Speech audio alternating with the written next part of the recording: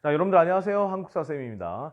이번 시간에는 지난 시간에 태조왕건부터 해서 성종 때까지 여러 정책들을 얘기했다면 그 당시에 그 시절을 지나면서 완비되었던 고려시대 각종 제도에 대해서 공부해 보도록 하겠습니다. 이런 제도라는 것은 굉장히 중요한 겁니다. 지금도 나라가 운영되려면 정치 제도가 필요하고, 특히나 중앙에서 행정을 관리하는 중앙정치 제도와 그리고 지방에서 많은 사람들을 통솔할 수 있는 지방 제도가 필요합니다. 지금 현재도 분명히 있어요. 옛날 것을 봤을 때 우리가 현재와 비교하면서 어떻게 우리 사회가 만들어져 갔는지에 대해서 고민해 보실 필요가 있고, 옛날 사람들은 어떤 고민을 통해서 지방제도를 만들었는지 공부해 보실 필요도 좀 있겠죠. 표를 한번 보실게요. 자, 고려의 중앙정치제도는 간단하게 말해서 중국 당나라의 삼성육부 제도를 수용해 왔습니다.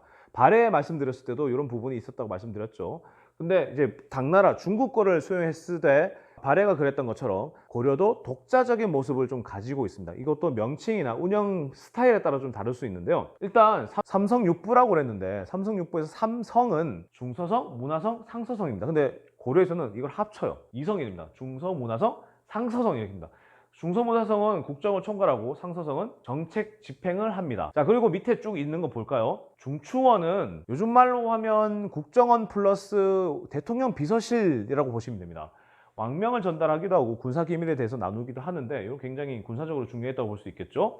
어사대는 요즘 말로 하면 감사원하고 검찰 플러스 했다 이렇게 보시면 되겠습니다. 암행어사 출동 이거 생각하시면 되겠죠. 감찰하는 기관. 그리고 삼사, 이 삼사는 세 가지의 기관이라고 하는데, 이거는 송나라 때도 있었는데 우리나라에서는 회계를 담당하는, 그러니까 뭔가 곡식이나 여러 가지 세금을 출납하는 그런 경제정책과 관련된 기관입니다. 그리고 삼성육부라 해서 육부가 있겠죠. 상서성 밑에 행정실무기관인 이부, 병부, 호부, 형부, 예부, 공부 이렇게 해서 육부가 있습니다. 이부는 문관관리에 대한 임명, 그리고 병부는 국방부 같은 그런 기관이고요. 호부는 요즘 말로 하면 경제기획부, 경제에 대한 거, 세금에 대한 거. 형부는 요즘 말로 하면 법무부입니다. 법을 다루는 겁니다. 예부는 요즘 말로 하면 교육부 플러스 외교부입니다.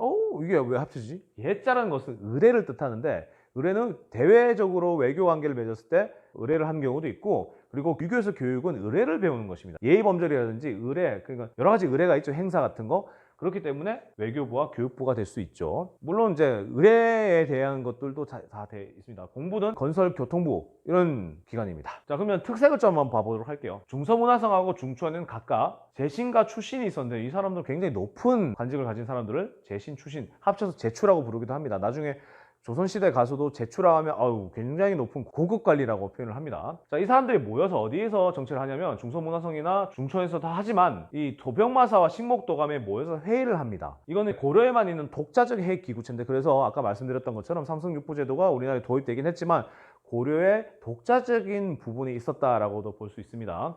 도병마사는 당시 임시기구입니다. 이 도병마사라는 것은 갑자기 외적이 침입했을 때 회의하는 기구체고요. 식목도감은 의례적인 부분에 대해서 회의하는 기구체입니다.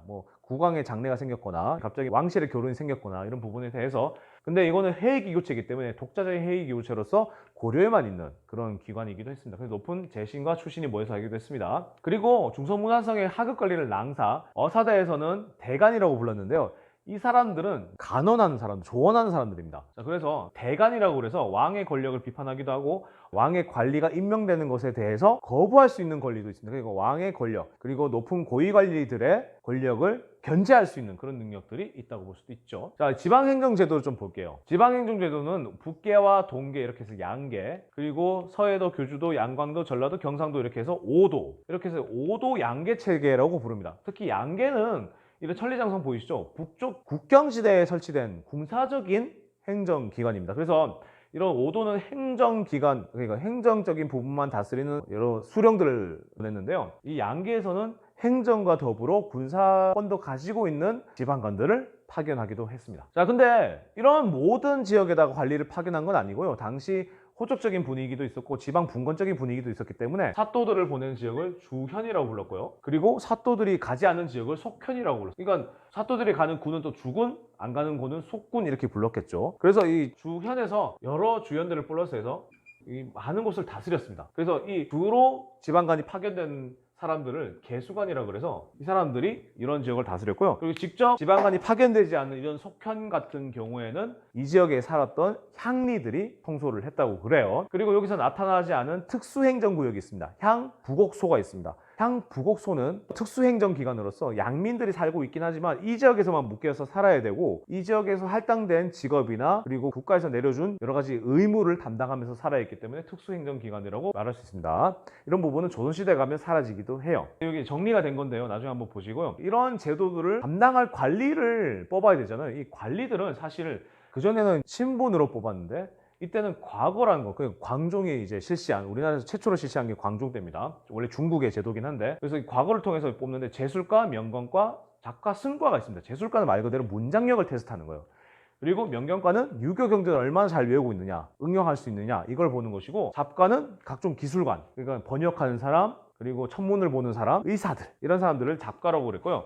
승과는 스님들을 뽑는 관리입니다. 조선시대하고 차이점이 있는 게 있는데, 무과가 이때 실시되지 않아요. 장수들은 원래 장수 집안에서 뽑아서 썼다고 그래요. 그런 부분이 있습니다. 이 사람들은 과거에서 합격을 하면 각종 부서에서 활약하기도 하고 지방관으로 보내져서 지방을 통솔하기도 했습니다. 다만 과거가 아니고 과거 없이 프리패스로 관리가 되는 경우도 있습니다. 고위관료의 자손들 같은 경우는 음서라는 제도를 통해서 과거 없이 관직에 진출하기도 했다는 부분을 봤을 때는 문벌적인 부분을 아직 고려가 가지고 있었다는 것은 확인할 수가 있습니다. 자, 이렇게 중앙제도와 지방제도에 대해서 여러분들하고 공부를 했는데요. 각종 제도들이 당시 많은 고려 사람들의 고민들을 담아서 만들어진 것이기 때문에 간단하게 딱 만들어진 게 아니고요. 수십 년, 뭐 100년, 200년에 걸쳐서 만들어진 제도입니다. 이런 부분을 지금 간단하게 설명드리긴 했지만 여러 제도라는 것은 다양한 경험과 시행착오를 겪어서 만들어지는 것이고 당시 사회의 모습에 따라서 다양하게 형성될 수 있다는 부분도 살펴볼 수 있었습니다. 이런 부분 잘 기억해 두시기 바라고 오늘 여기까지 하도록 하겠습니다. 여러분들 안녕.